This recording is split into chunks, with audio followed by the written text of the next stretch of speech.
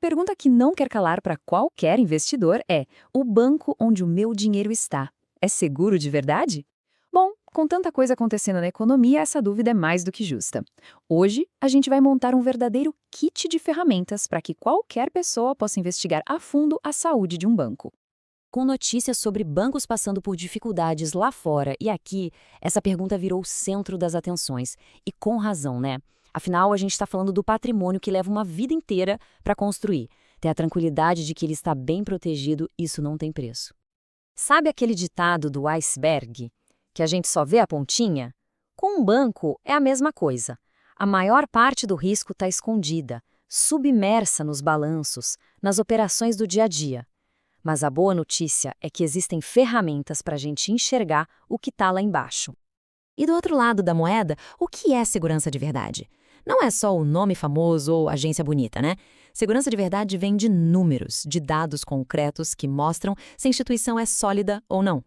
A grande questão é: como é que se constrói essa confiança antes de colocar o dinheiro lá? É exatamente isso que a gente vai desvendar hoje. E olha, se um guia prático como esse te ajuda nas finanças, já aproveita para seguir o canal porque assim não se perde nenhuma análise nova.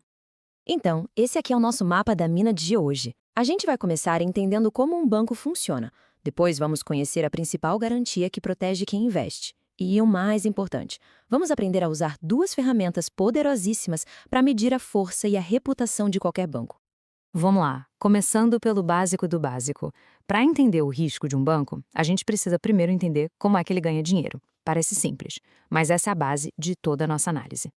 O modelo de negócio de um banco é, na sua essência, bem direto. Pensa assim, de um lado, tem gente que investe o próprio dinheiro para ele render, em um CDB, por exemplo. Do outro lado, tem gente precisando de crédito. O banco fica no meio, conectando essas duas pontas e, claro, lucrando nessa operação. Essa diferença entre o que o banco paga para quem investe e o que ele cobra de quem pega emprestado tem um nome: spread bancário. É daí que vem a maior parte da receita do banco. É com esse dinheiro que ele paga todas as suas contas, salários, agências, tecnologia, e o que sobra é o lucro. Para ficar bem claro, imagina o seguinte: o investidor aplica num CDB que rende 100% do CDI. O banco pega esse dinheiro e empresta para alguém cobrando 150% do CDI. Essa diferença, esse 50% do CDI, é o spread. É o lucro bruto do banco só nessa transação. E aqui é que mora o grande risco do negócio: a inadimplência. Se muita gente que pegou dinheiro emprestado não pagar de volta, o banco pode ficar numa situação complicada para honrar os pagamentos com os investidores. Esse é o calcanhar de Aquiles de qualquer banco. Tá, mas diante desse risco de calote, o que protege o dinheiro de quem investe? Felizmente, aqui no Brasil, o sistema financeiro tem uma rede de segurança bem robusta, pensada exatamente para esses momentos de crise. Esse é o famoso FGC, o Fundo Garantidor de Crédito. Pensa nele como um seguro obrigatório. Todos os bancos e financeiras são obrigados a contribuir com uma grana para esse fundo. Se algum deles quebrar, o FGC entra em ação e usa esses recursos para pagar os clientes. O ponto mais importante aqui é o limite da cobertura. O FGC garante até R$ 250 mil por CPF e por instituição. Isso vale para os investimentos mais comuns, como CDB, LCI, LCA e também para o dinheiro que está na conta corrente ou na poupança. E olha só, isso não é só teoria não. O FGC realmente funciona. A fonte mostra que ele foi acionado em casos recentes de bancos que foram liquidados. Na prática, quem tinha dinheiro lá, dentro desse limite de 250 mil, recebeu tudo de volta, com os juros que renderam até a data da quebra. Ok, o FGC é a nossa rede de segurança. É o plano B. Mas o cenário ideal mesmo é a gente nunca precisar dele, concorda? O objetivo de um investidor consciente é saber escolher bancos tão fortes que o risco de precisar do FGC seja mínimo. E para fazer essa escolha, a gente precisa de ferramentas. A nossa primeira é uma métrica internacional, usada no mundo todo, que funciona como um raio-x da saúde do banco. Ela mostra o quão preparado ele está para aguentar um tranco. Esse é o índice de Basileia. Ele responde uma pergunta muito simples: quanto do seu próprio dinheiro o banco tem para cobrir prejuízos? É como se fosse um colchão de segurança. Quanto maior o colchão, mais seguro é para dormir, certo? Com o banco é a mesma coisa. A lógica é bem direta. Um índice de Basileia alto significa que o banco tem muito capital próprio em jogo, dinheiro dos próprios sócios. Isso faz com que a gestão seja muito mais cuidadosa na hora de emprestar dinheiro. É o famoso skin in the game, ter a própria pele em risco. Aqui no Brasil, o Banco Central exige que esse índice seja de no mínimo 10,5%. Qualquer coisa entre 11% e 20% já é considerada muito saudável. Acima de 20% é uma segurança excepcional, mas pode ser um sinal de que o banco está sendo conservador demais e perdendo chances de crescer.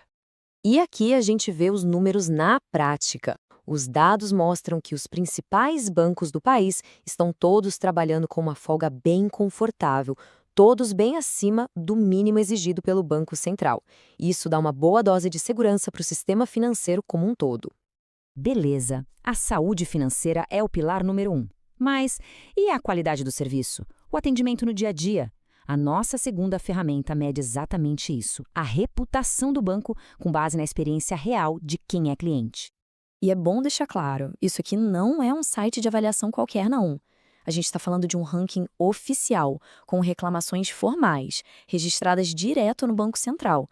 São queixas que os bancos são obrigados, por lei, a responder e resolver. A sacada do Banco Central aqui foi genial. O índice não mostra o número absoluto de queixas, mas sim o número de reclamações para cada 1 milhão de clientes. Desse jeito, a comparação fica justa. Dá para comparar um banco gigante com um banco menor em pé de igualdade. O que importa é a proporção de problemas. O ranking mostra quais instituições, proporcionalmente, mais geram dor de cabeça para os seus clientes. Estar no topo dessa lista geralmente indica problemas recorrentes com cobranças, segurança das contas ou qualidade do atendimento. Já do outro lado da tabela, a gente encontra as instituições com os menores índices de reclamação. Mesmo com milhões e milhões de clientes, eles conseguem manter uma proporção baixa de problemas, o que sugere processos mais eficientes e, no geral, uma experiência melhor para o cliente. Agora, um momento de muita atenção. Existe um detalhe crucial que muito investidor, principalmente quem está começando, acaba deixando passar. E esse erro pode invalidar toda a análise que a gente fez até agora. Muitas corretoras ou bancos digitais funcionam como um shopping.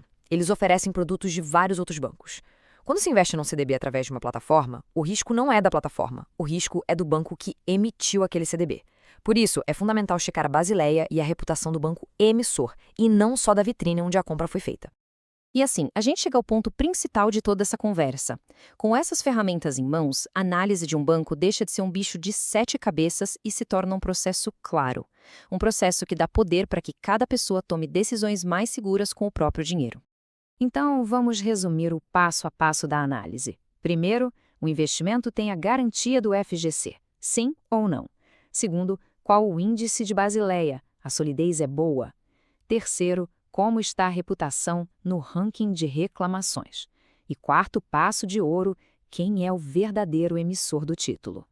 É muito importante reforçar, nada do que foi dito aqui é uma recomendação de investimento. O nosso objetivo é 100% educacional, é dar as ferramentas para que cada um faça sua própria pesquisa e tome a melhor decisão para o seu perfil e para os seus objetivos.